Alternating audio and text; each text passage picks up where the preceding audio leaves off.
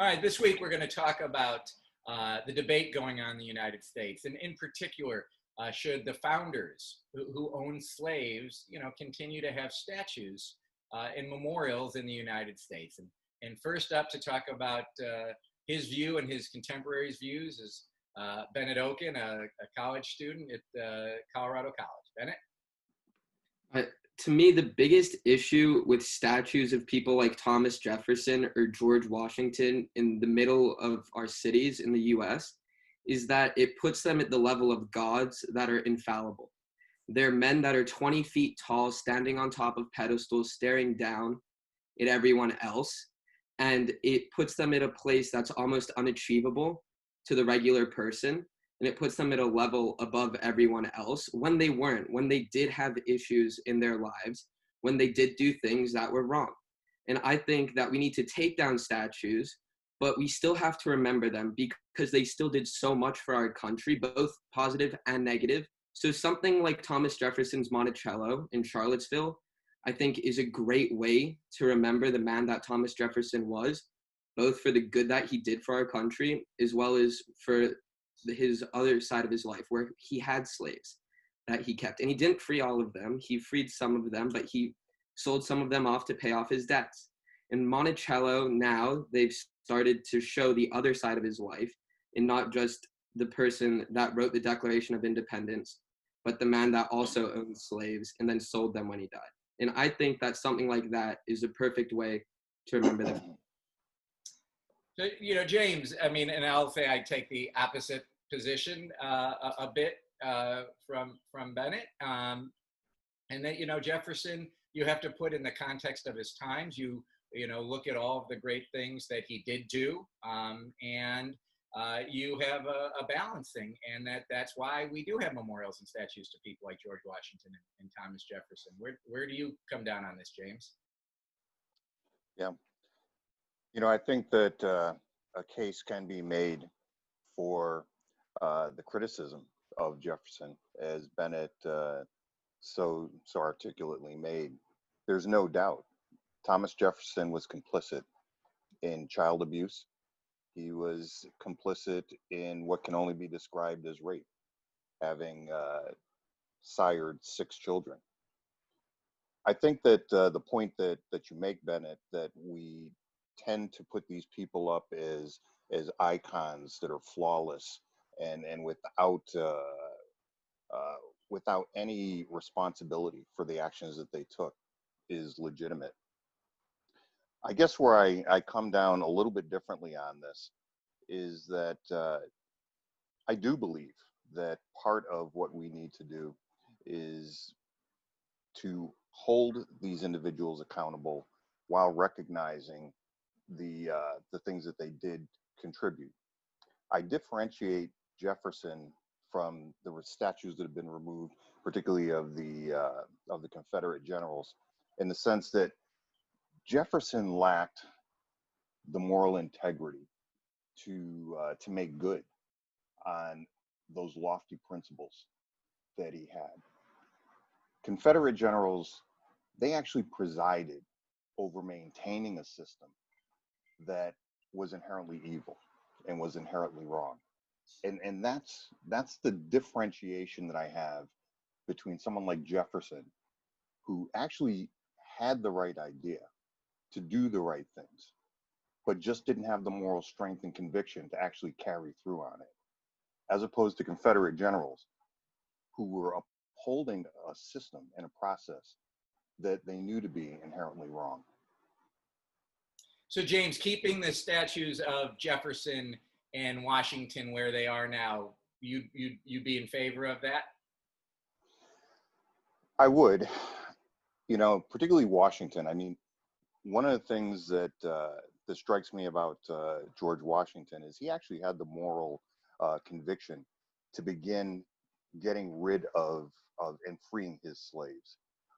He actually found the 4% solution that Jefferson ended up uncovering, where he was finding it that slaves were actually as profitable, if not more profitable, than anything other than holding land. Washington found that to be actually disgusting. And he worked very hard to start getting rid of slavery. Thomas Jefferson didn't. And I think that the statues that would exist of Thomas Jefferson would really be cautionary notes of how you can look at someone for the good things that they wrote, for being the equivalent of the contemporary man of his time, but still have these fatal flaws, these moral flaws that kept a good man from actually becoming a great man. And so Thurgood, you and I each spent 7 years in Charlottesville, Virginia, home of Jefferson. There are, 3, 4, 5, 6 statues of Jefferson alone in Charlottesville. In addition, of course, to the one of Robert E. Lee and others who may not deserve statues. Where do you come down on this? Well, I want to thank Bennett and James for laying the foundation for this discussion in a way that, well, unfortunately for me, lays out all the points quite clearly. So in some ways, I lost my ability to add to the conversation, but I will share my view first, following on James's observation about the initial recent push on the Confederate statues.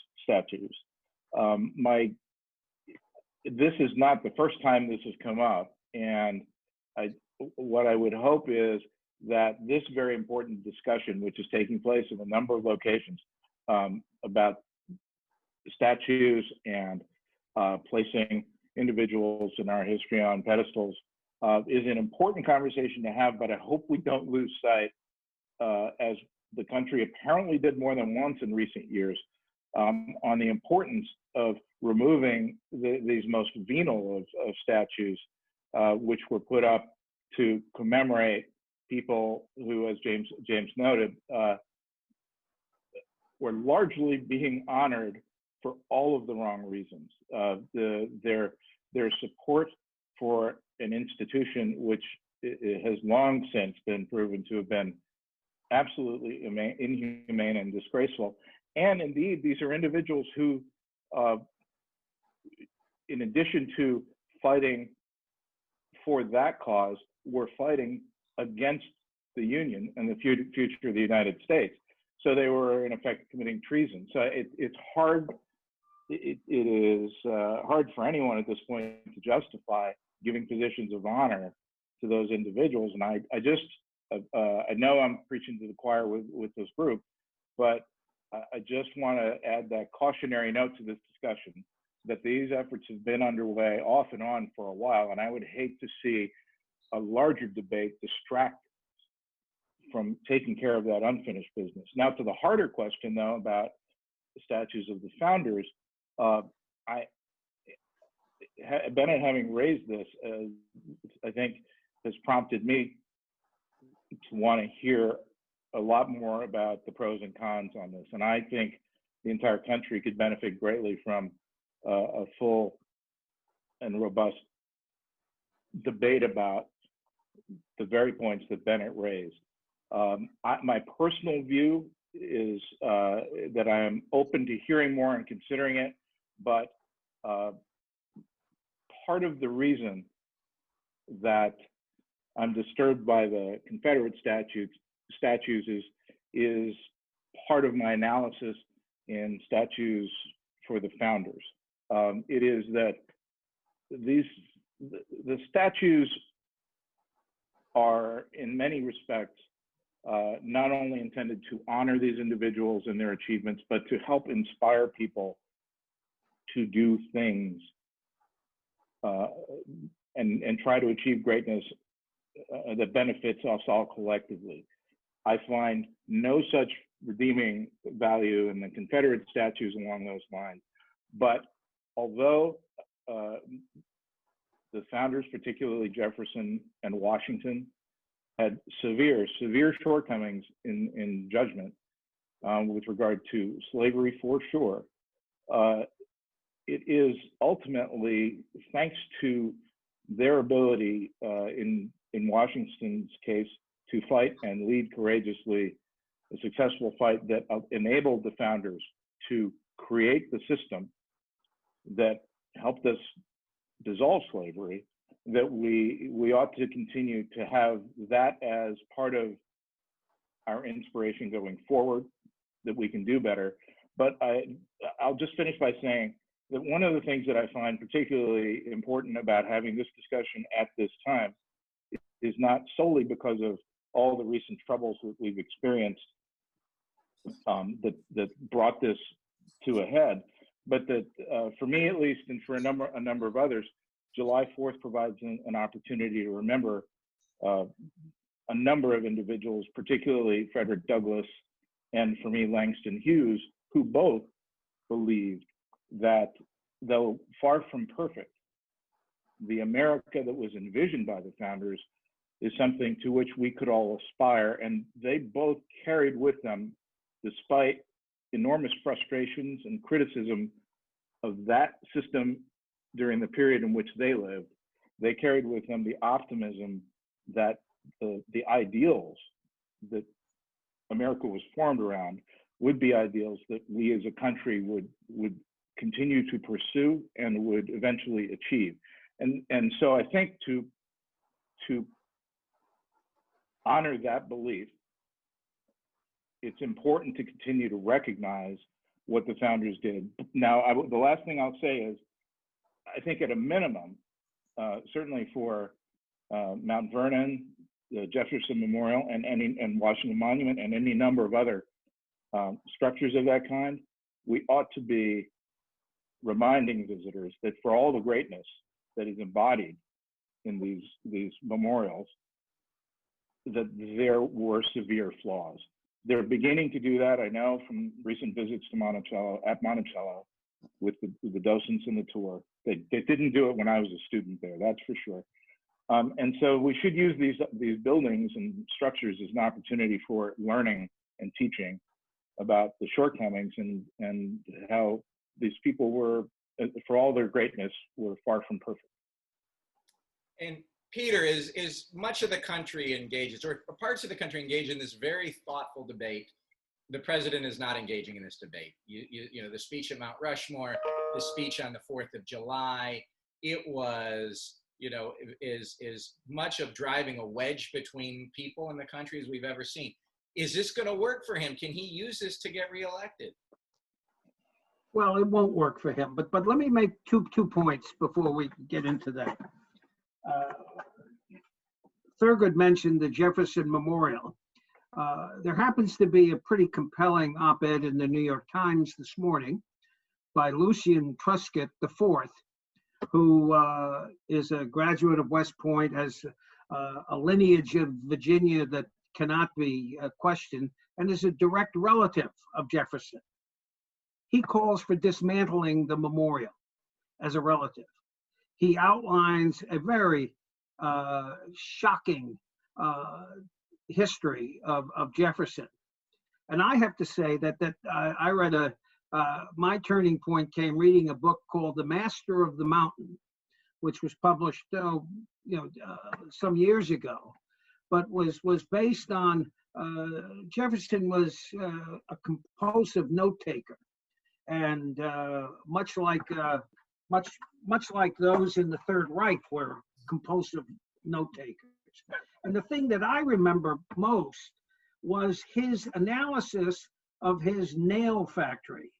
He had a nail factory on his property, and he went into great detail determining when a slave child could actually be profitable working in the nail factory. And he identified 7 years old. That 6-year-olds really didn't, put their nose to the grindstone the way that we needed to turn a buck.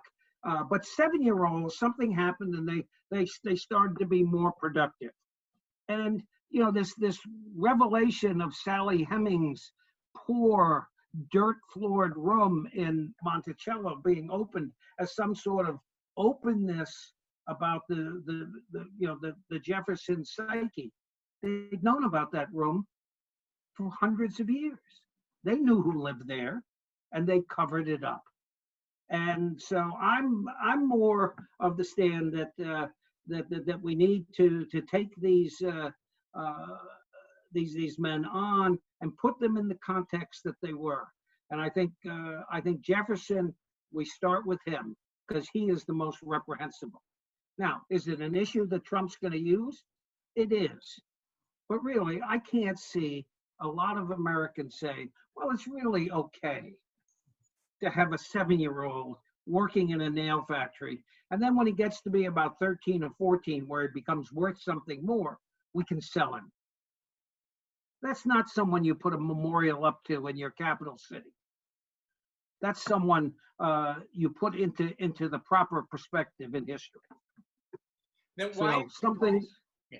So why is Trump using this in his speeches and talking about the need to completely protect the founders and to actually build even more memorials? I mean, he must think it's going to work in November.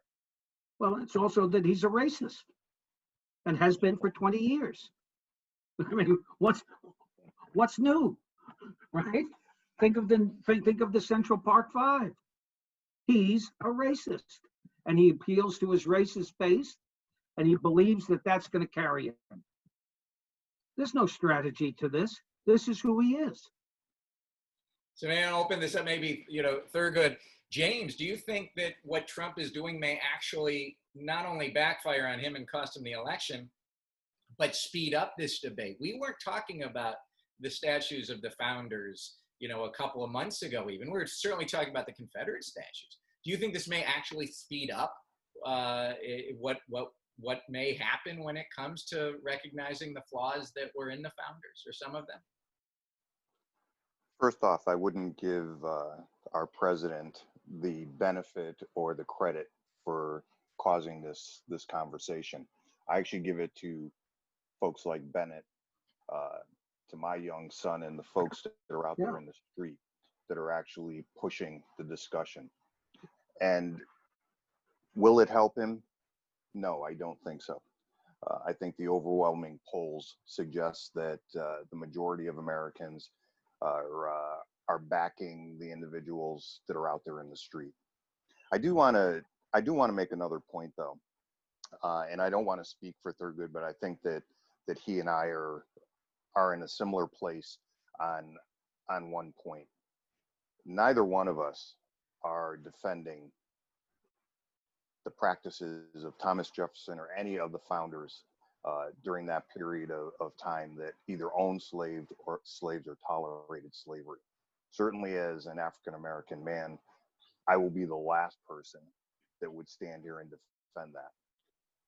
What I would say, though, is that any statues that exist either to Jefferson or to Washington, that they be put in the context of not only the good things that they did in terms of the founding of this country, but also having the discussion of their flaws and their moral shortcomings. And I think that that's an important message to get out, because it plays into this concept that we are not done yet. America is not a country that should be looking back for its success. It needs to look forward. We need to move towards that more perfect union and recognize that even the folks that we felt the strongest about, those founders, were incomplete, that they had moral deficiencies, and that those should be brought up. I think this was Bennett's point, and Bennett may, and correct me if I'm wrong, but I think Bennett's point was you can't do that type of contextualization in a statue. You can do that at Monticello, you can do that in a museum, you can do that in history books, but it's impossible to do that in a statue. Is that right, B? Yeah, exactly. It's hard to look at something that's it's hard to look at a god that's 20 feet tall and say he had something wrong with him. It's easy to do that in a museum where you can look at the person's whole life in context. So I think that having the statues up, it only glorifies them, whereas putting them in the context of a museum or someplace like Monticello, it shows the whole story. I think that's right. Go ahead, Peter. No, I think that's right. The statues, are symbols of a history that didn't exist. That wasn't true, and that the only place you can put those into context is in an environment that is able to pick up the nuances. and not just the glorification. So Thurgood, how does this play out for the next 5 months and beyond? Well, I hope the fact that it's in the middle of a hotly contested presidential election means that this gets the kind of full and fair airing that it might not have gotten in different contexts, because it's as important as these issues are, the electorate seems to have an ability, unfortunately, to be distracted. But this is, as serious as this is, that was a distinct worry of mine. I think, though, coming back to what James and Peter said, my hope would be that as part of that discussion, that Bennett and like-minded individuals, particularly Bennett's generation, because we are, Lord knows, my generation has already dumped enough unfortunate problems on your generation, and this is your future, and that's why, though I have had some views about these statutes, I'm very much open to rethinking them based upon hearing and learning more from you and others.